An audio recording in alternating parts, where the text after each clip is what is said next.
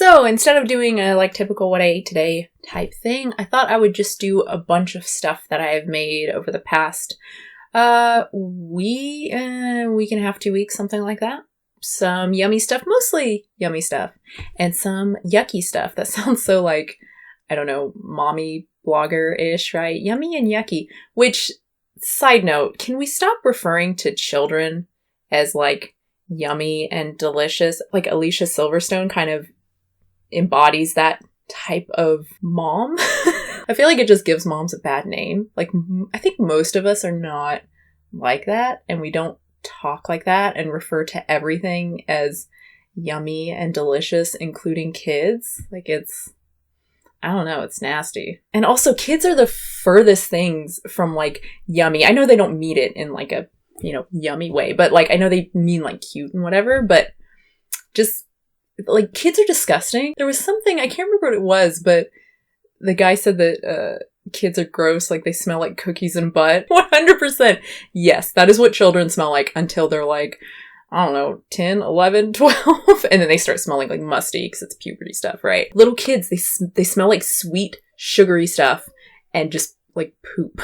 This is disgusting. Kids are disgusting. Anyway, cookies. Speaking of cookies, I have made a lot of cookies recently, and it's kind of bad because I have a hard time moderating. But I have a lot of energy lately. Not really energy, but I've gotten on some different medication, and for the last few weeks, it has really helped me.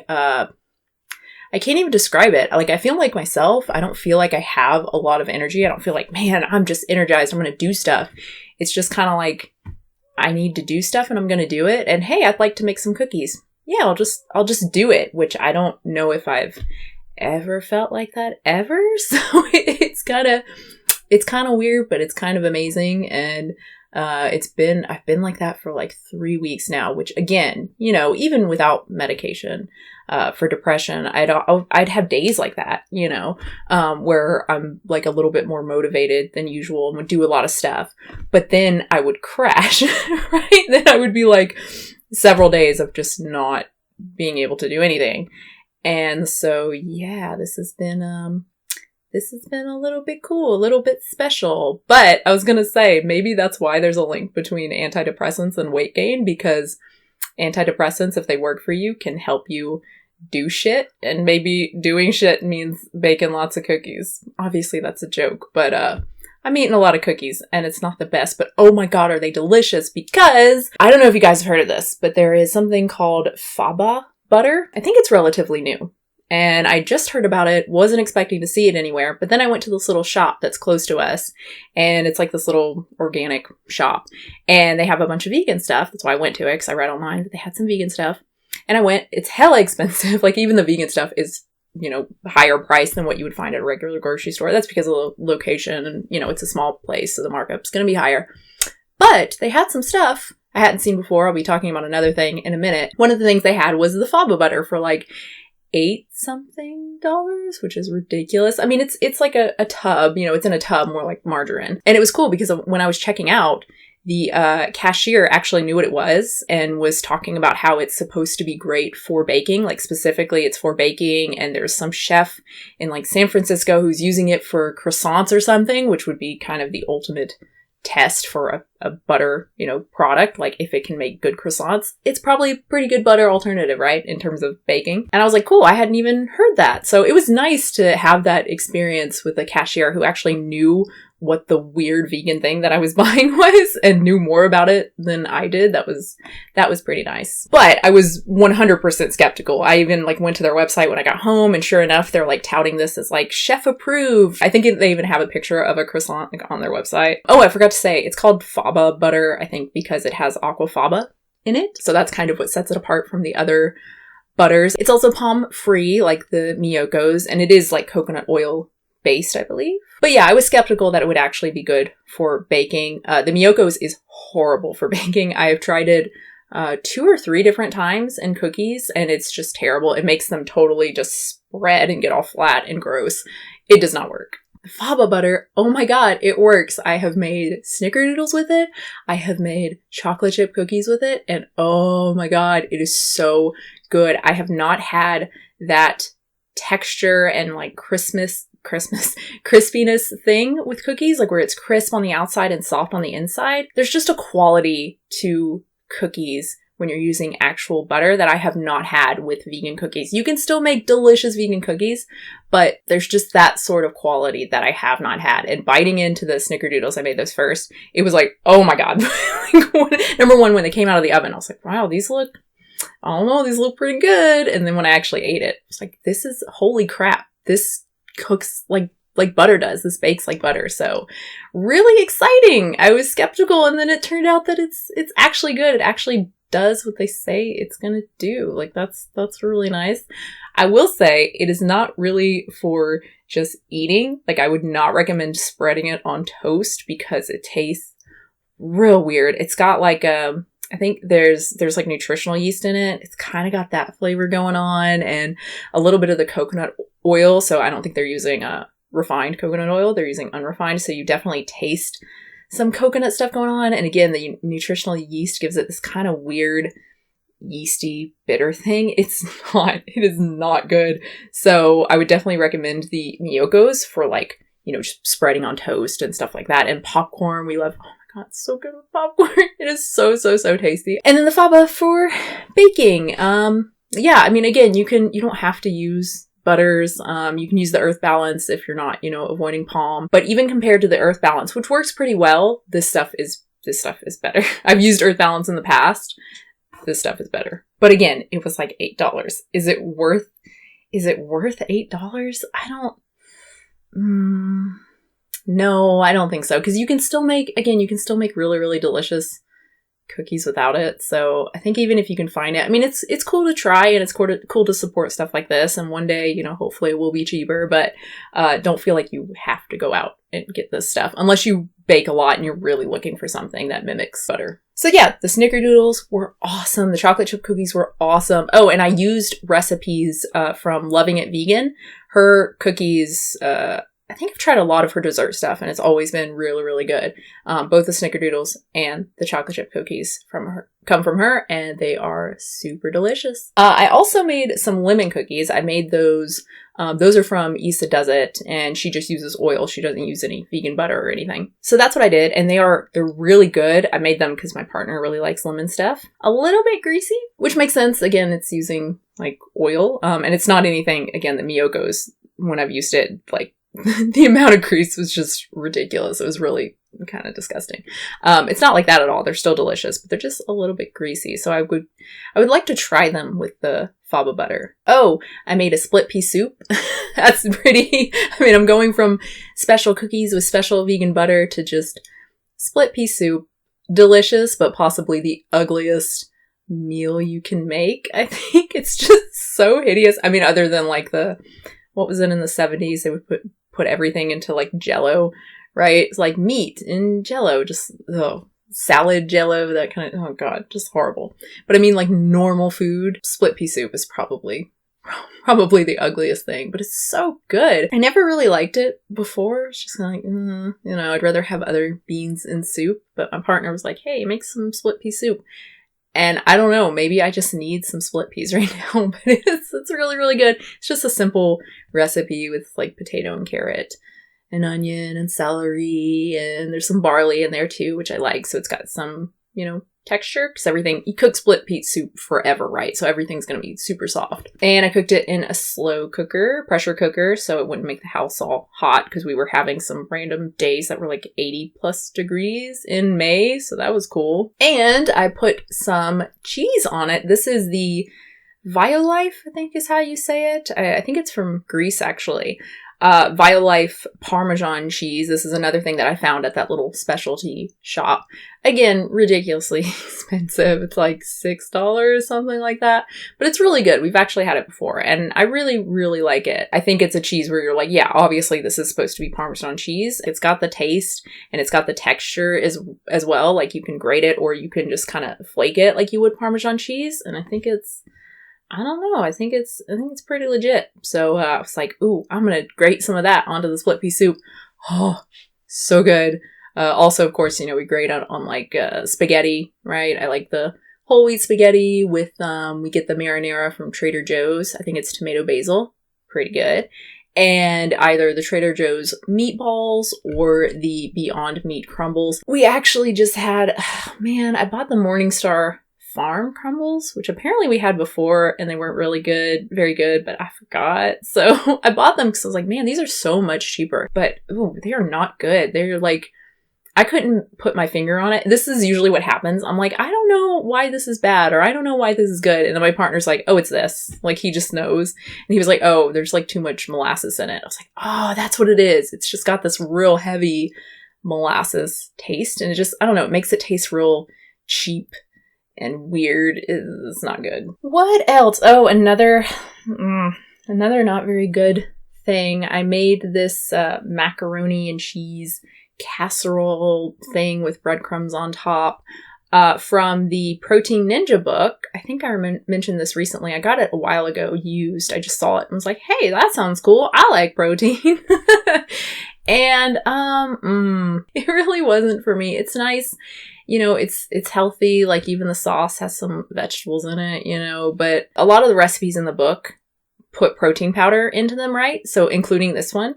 So the sauce has protein powder in it, and it just gives it a real dry, thick kind of thing. Like, not in a good way, not a nice thick, you know what I mean? If you've ever tried to put protein powder into stuff where you shouldn't really put protein powder, you probably know what I'm talking about. Unless you use a tiny amount, then it's fine. But if you're using enough to make a difference, to actually add a good amount of protein to a dish, you're gonna notice it. And that's what I was kind of hoping with this book, that, like, you know, obviously she's put a lot of work into it.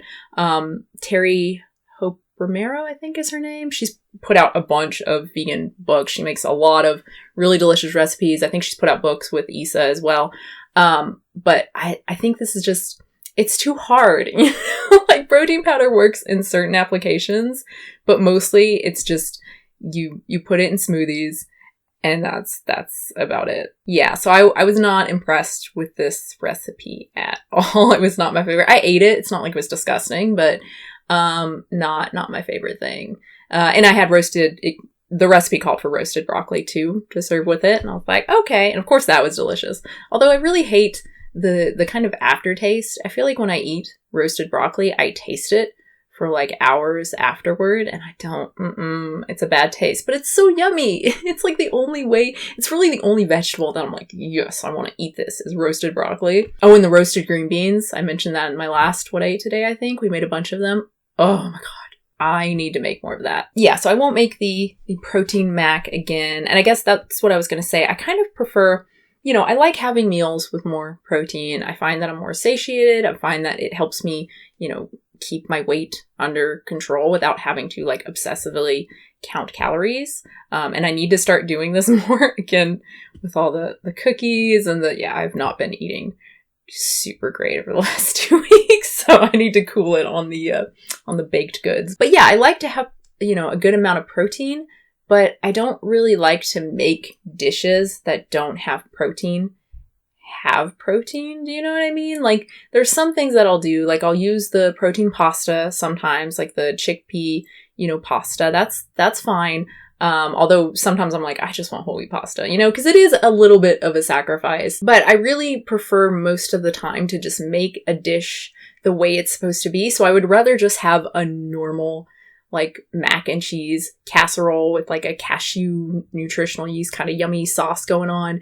And then on the side have healthier stuff, right? So have like a smaller serving of that's like really yummy and exactly how I want it. And then on the side have the roasted broccoli, have, you know, something with protein, like some baked tofu or some sort of bean thing, or even some like mock meat thing, whatever. Like that's really the way I prefer to do it. Although then it kind of sucks because I have to make a bunch of different things, which I don't like to do. So yeah, I feel like I'm always trying to find a way to put more protein into stuff, but I never like it as much as just the regular, you know, macaroni and cheese or whatever. It's the same with baked goods too.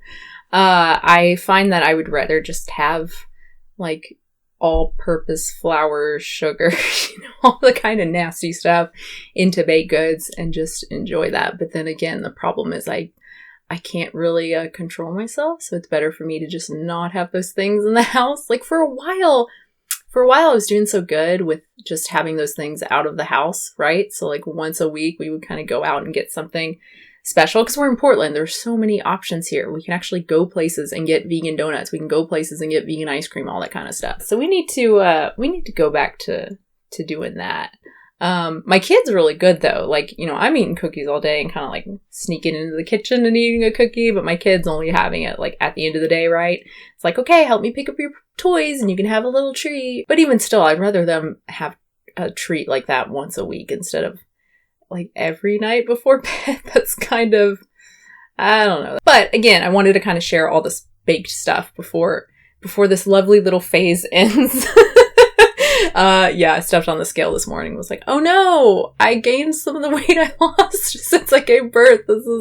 This is not good. I was already at, you know, I think I forgot to mention that in my birth story. I actually ended up gaining the same amount, getting to the same weight as I did with my first pregnancy, which is something I was worried about because I started heavier. And I was like, man, I'm going to be like 165, 170, which is, you know, that's a lot for me. And that's fine. You know, look, every pregnancy is different. And sometimes you just are really hungry and you gain more, you know, it's tough. But I'm like not even 5'4". And my weight is always at the higher end of normal BMI, right? I'm usually at like 23 to 24, somewhere around there. So I was a little bit like, man, if I get to 165, 170, and then I'll probably lose about 10 pounds, you know, right after giving birth, pretty much lose the placenta and the baby and the water weight and all that kind of stuff. It's like, man, I'm still going to be like 155, 160.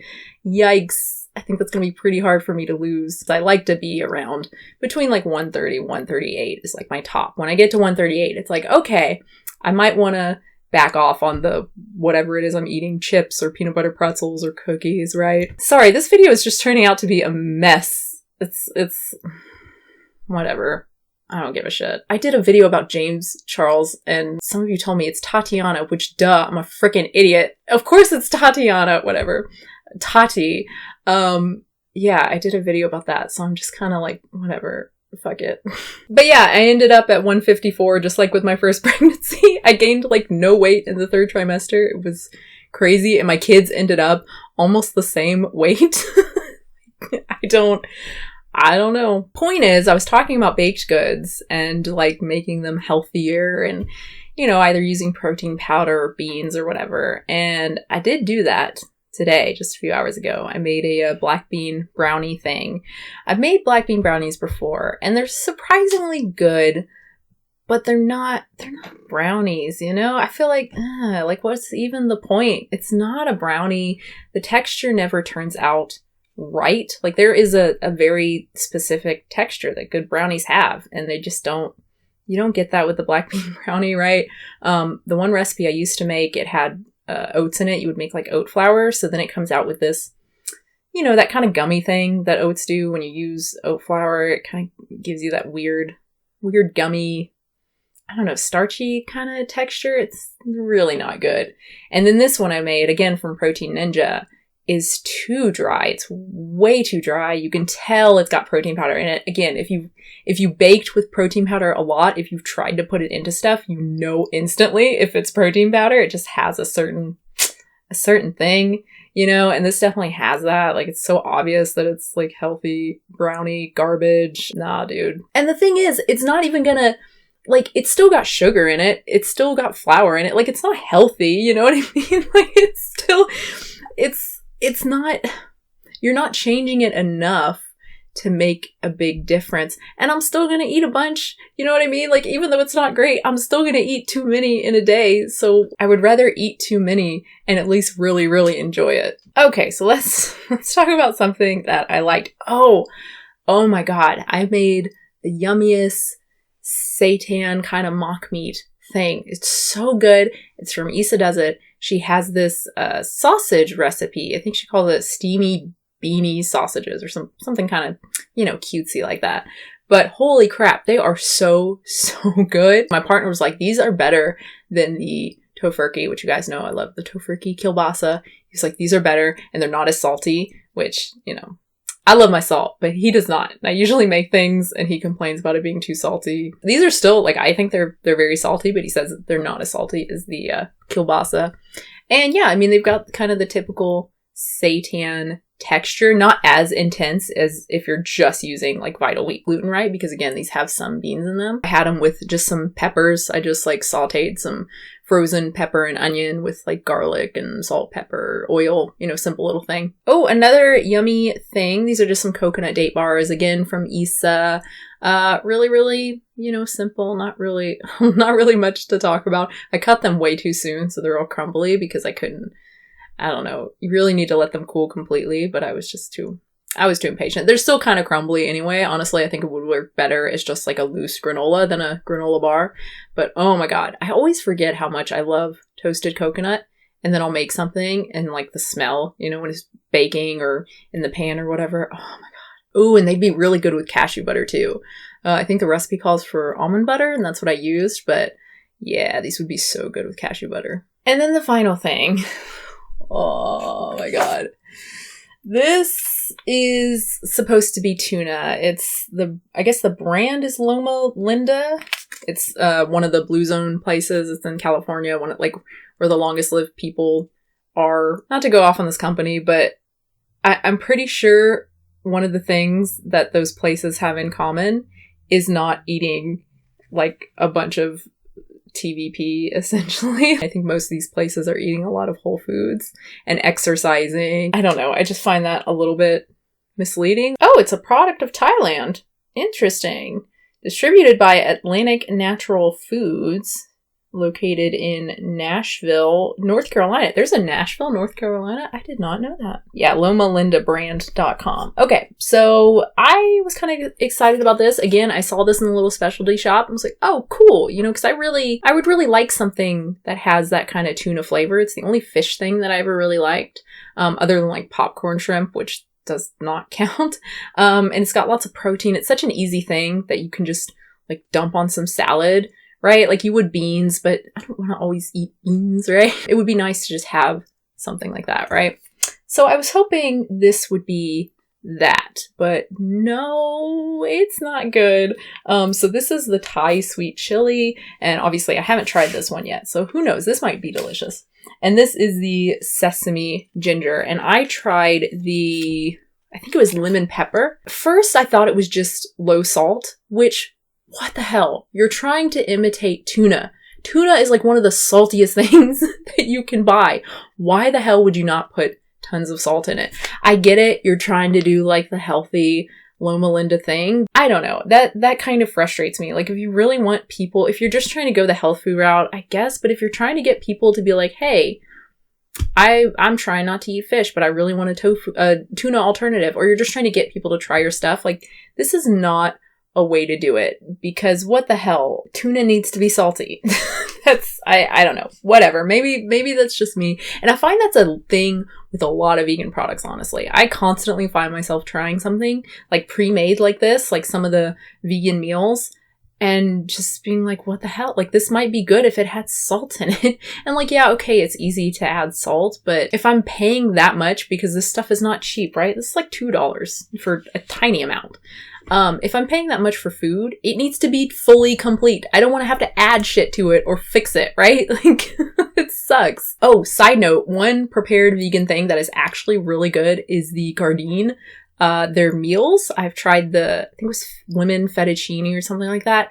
Legit good. Like, honestly, really, really good. It's too expensive. You get like such a tiny amount, but man, it's really good. And we tried the other one too. I think it was like a stir fry one that was also like really good and actually had salt in it. Thank you, Gardein. Which I'm not surprised, because their other stuff that we buy, like the teriyaki chicken and all that stuff, has enough salt, right? Like it's actually really tasty. Anyway, so I tried the lemon pepper, and at first I thought it was just, okay, it doesn't have salt. That sucks, but I'll add some salt into it, and it's fine. It's not. It's got a real weird flavor. I don't know what it is, but it's not good. But again, that was just the one. Maybe these are fantastic, so I'm going to try them right now real quick. This one actually has a lot more sodium than this one, close to double the amount. So I'm going to save this one for last. This one might actually be good. This is the sesame ginger. I'm going to try the Thai sweet chili. It's got that smell. It's got that weird smell. Mm-mm. Mm-mm. Nope. Nope, nope, nope. No. That's just horrible. And it tastes like there's no salt in it. Like, oh my god, it's so bad. And again, I like a lot of salt, but even my partner was like, what the hell? There's like no salt in this. Yeah, I'm not even gonna try that again. What am I doing? That's horrible. It's just got this weird taste. I don't know what it is. It's not tuna at all. Like, if you just gave that to me, I would never think, oh, that's supposed to be tuna. Like the Parmesan cheese, right? If you just gave that to me, just like a piece or something, I'd be like, yeah, obviously. Even looking at it, it'd be like, yeah, obviously this is supposed to be Parmesan cheese. But like, what the hell is this supposed to be? Okay, sesame ginger. Seems like, I mean, according to the label, it's got a lot more sodium, so it smells much better. That actually smells kind of good.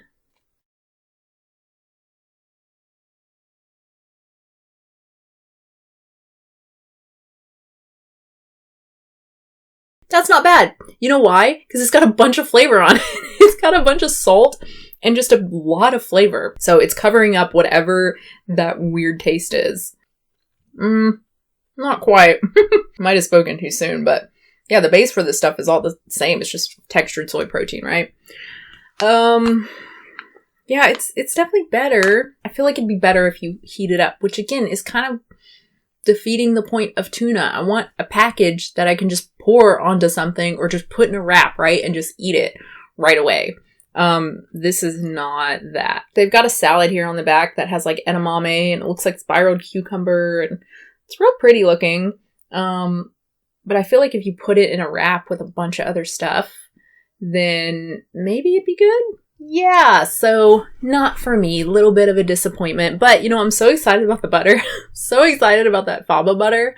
That, well, I mean, it's kind of bad because it just makes me want to keep baking. Makes me want to keep making all these delicious cookies, which is not good for me. But I'm so glad that there's a butter that's good for baking. And it doesn't have palm oil, and no one can find it because it's not at like regular grocery stores. And the packaging is terrible. Oh my god. Like, look at this. It is just awful. So yeah, I guess that's it. That's some of the yummy stuff and yucky stuff that we've been eating over the past couple weeks. Hope you enjoyed it. Subscribe, that's cool. Support the channel, patreon.com/unnaturalvegan. And I will have a new video very soon.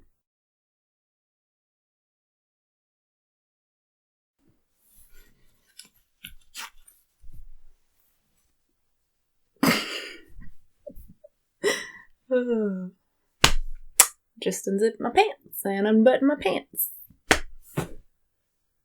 That's the reality of recording. I would record in no pants, honestly. I've done that before. But it's kind of cold down here. And I have jeans on. I don't know why I make myself wear jeans. They're terrible. They're so uncomfortable. I hate them. Half the time, like even when like just sitting in my house, like in the living room on the couch, I'll sit down and unbutton and unzip my pants. Like, what the hell? That's like, I don't know, it reminds me of like Married with Children, right? Hand in the pants. Definitely something I need to stop before my kids get older. But like, why do I just don't wear jeans in the first place? There's no reason for me to wear jeans. I don't have to wear jeans. Why do I put myself through this?